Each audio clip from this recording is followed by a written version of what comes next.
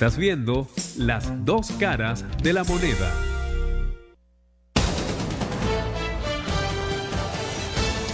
Las dos caras de la moneda, un programa informativo, de opinión y debate, donde solo usted podrá decir quién tiene la razón.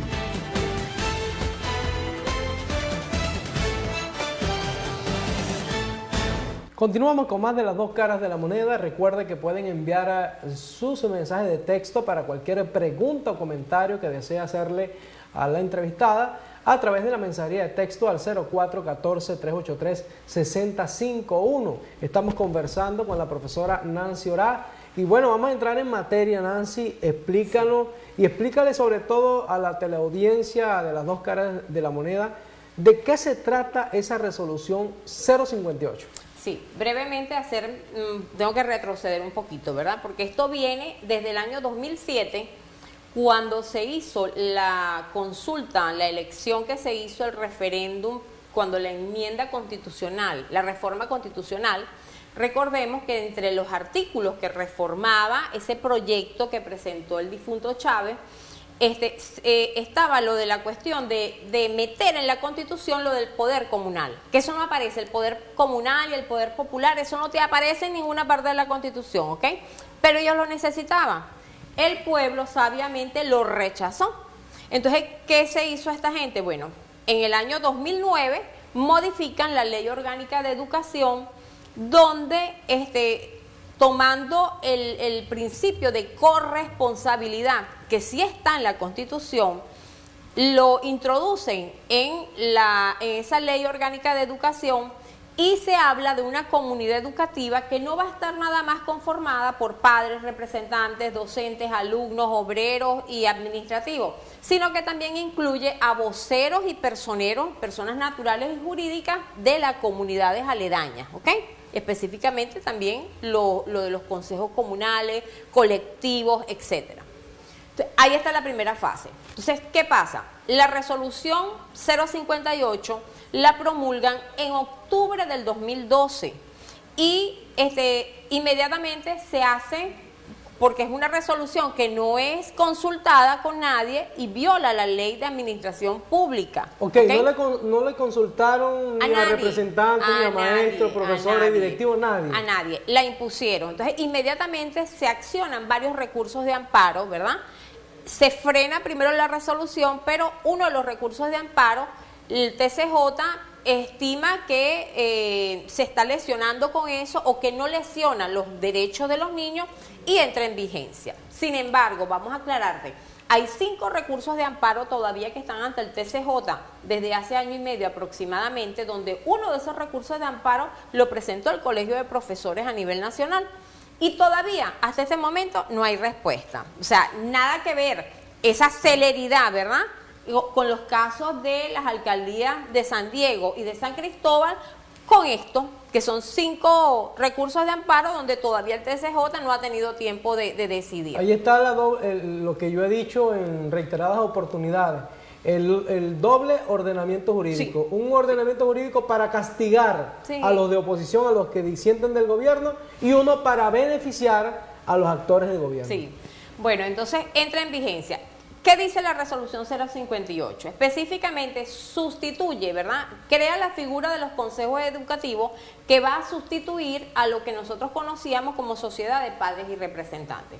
Entonces, además de todos los actores de la sociedad de padres y representantes, ahora también pueden formar parte de ese consejo educativo, les decía, voceros y voceras de la comunidad organizada, de los consejos comunales, de los colectivos, cualquier persona natural o jurídica que forme parte de las comunidades aledañas, aun cuando no tenga hijos estudiando allí. Él no tiene que ser representante para eso. Está conformada por 11 comités, donde cada uno de esos comités va a tener funciones muy amplias. O sea, hay un comité que controlaría y tiene que garantizar el PAE, o sea, el Programa de Alimentación Escolar.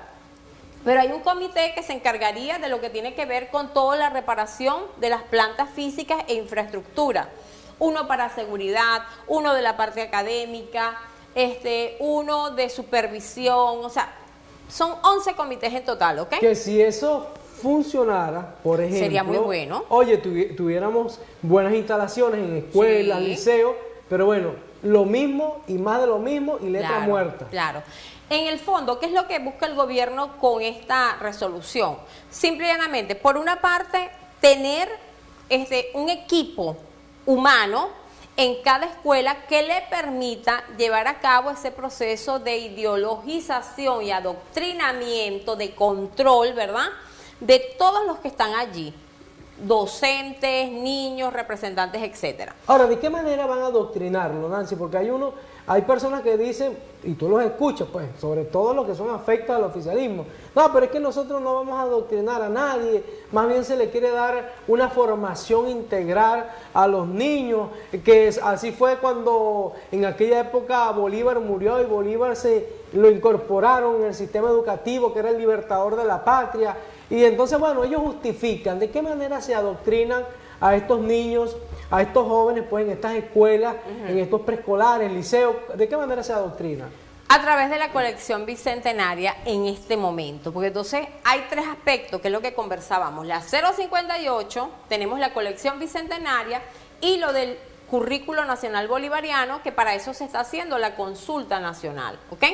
Supuestamente de esta consulta que inició y que debe hacerse, va a durar aproximadamente 5 meses, allí van a salir los insumos para elaborar ese currículo nacional bolivariano.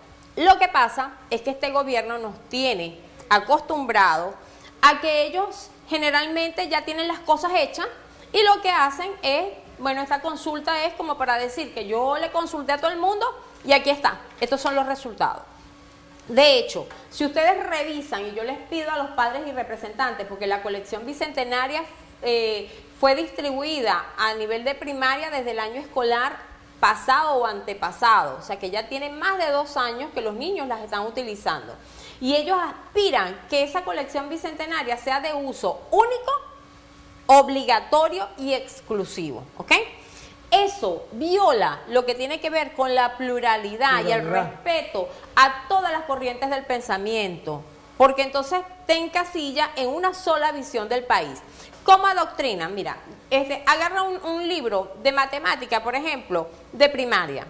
Entonces allí, para plantearte, por ejemplo, lo que es la resta, suma, las operaciones básicas, entonces te hablan primero del Mercal, como la misión que garantiza la soberanía alimentaria creada por Chávez como una de las misiones en el año tal, por ahí se viene, por lo menos una página. Y luego te viene y te plantea, ¿verdad? Ajá, si por ejemplo fulanito, Juanita, va a Mercal donde venden, donde no especulan, porque atienden la parte socialista del hombre, te hace todo este planteamiento. Y compra, por decirte, una lata de atún que le costó tanto. Ajá. Mientras que la hermana de ella, fulanita, va a uno de los abastos de la burguesía, del imperialismo, donde los oligarcas explotan al hombre, toda aquella carga para decirte que de repente ya costó tanto, ¿ok? ¿Cuánto se economizó fulanita? Porque compró a precio justo, ¿ah? Ese es el tipo de problemas en matemáticas. O si no te lo hacen con mi casa bien equipada. Igualito te echan el cuento de toda mi casa. No le preguntan, por ejemplo, directamente no van. ¿Cuánto le cuesta a fulanita comprar los alimentos en el mercado paralelo? Eso sí no se lo preguntan. No, eso ni de broma pues se les ocurre. Pero aparte de eso, si tú agarras lo de historia, ¿verdad? Porque estamos claros. Hugo Chávez fue presidente de Venezuela durante un periodo de tiempo bastante largo, por cierto. Es lógico que aparezca en la historia contemporánea. Pero lo que no es lógico es que en un libro de historia contemporánea le dedican a todos los presidentes constitucionales que hubo en lo que ellos llaman Cuarta República, ¿verdad? Le dedican una página y media. Y todo el proceso de Chávez, ¿verdad? Desde que llegó al poder, son aproximadamente 25 páginas del libro. Una historia tergiversada. Tergiversada, que ello es un culto a la personalidad increíble, al punto de que hay niños que de repente, por esa manipulación que hacen de los hechos, les preguntan, ajá, ¿y quién fue Simón Bolívar? Ya no te dicen, mira, fue el libertador de la patria, que no sé qué. No, fue el papá de Chávez. Sí. Hay niños que responden eso, porque hay una manipulación tan grande que el niño inmediatamente identifica.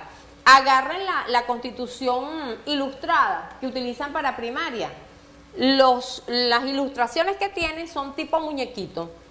En todas te plantean Chávez con los niñitos, Chávez con Simón Bolívar, donde Simón Bolívar le está dando la espada, le dice para que siga conquistando la libertad de los pueblos.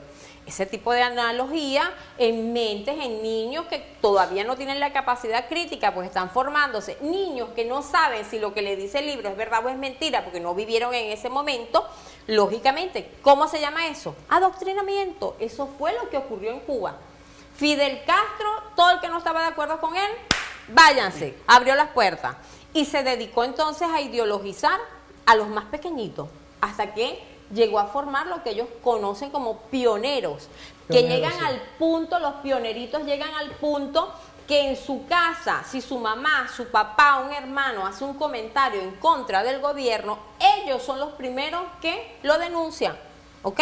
Entonces, eso es lo que nosotros queremos en nuestro país. Entonces, yo le hago un llamado a los padres y representantes, primero, a organizarse, a activarse, a exigir en los planteles que esa colección bicentenaria no se siga utilizando, porque esa es una manipulación de la historia y de la realidad demasiado grande.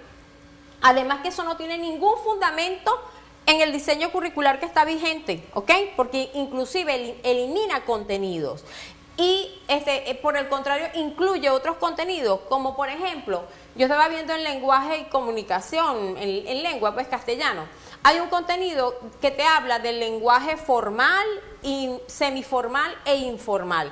Y en el lenguaje informal le coloca allí, o sea, manifiestan ciertas expresiones coloquiales que no deberían aparecer allí, porque justamente uno como docente y como padre siempre se las está peleando a los muchachos.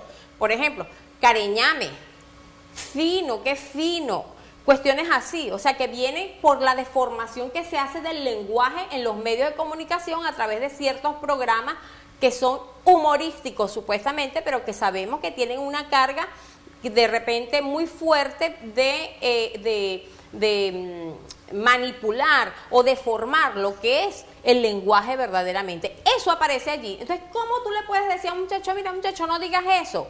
Bueno, pero ¿y cómo que no? Pues eso está aquí en el libro, vea. Sí, buscando no solamente tergiversar la historia, como lo decía la profesora Nancy, oye, que le dediquen una página y media a lo de la Cuarta República. Yo quisiera preguntarle a todos esos ministros del gobierno revolucionario, ¿dónde estudiaron? ¿A qué universidad fueron?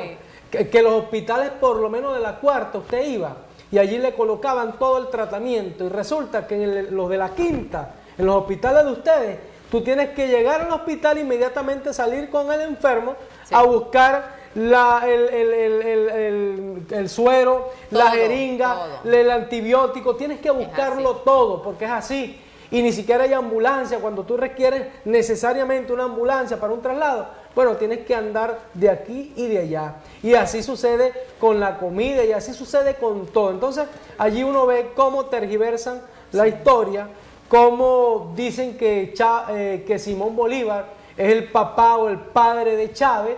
Lo que falta es que digan que Simón Bolívar era militante del PSUV en aquella época. Entonces, esas son cuestiones que de verdad debe llamarle a usted a la reflexión, y sobre todo a los padres y representantes estar alerta. Nancy, por acá tienen unos mensajes, pero vamos a decírtelo después que vengamos de esta pausa comercial con nuestro programa Las Dos Caras de la Moneda. Las Dos Caras de la Moneda, un programa informativo, de opinión y debate, donde solo usted podrá decir quién tiene la razón.